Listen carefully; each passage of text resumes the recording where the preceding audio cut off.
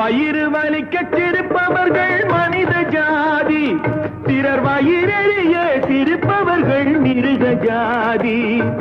மனிதன் என்ற போர்வையில் மிருகம் வாழும் நாட்டிலே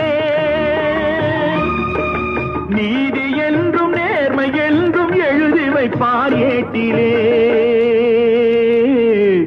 எழுதி வைப்பார் ஏட்டிலே. அங்கே சிரிப்பவர்கள் சிரிக்கட்டும், அது ஆணவச் சிரிப்பு. இங்கே நீ சிரிக்கும் புன் சிரிப்போ ஆனந்த சிரிப்பு.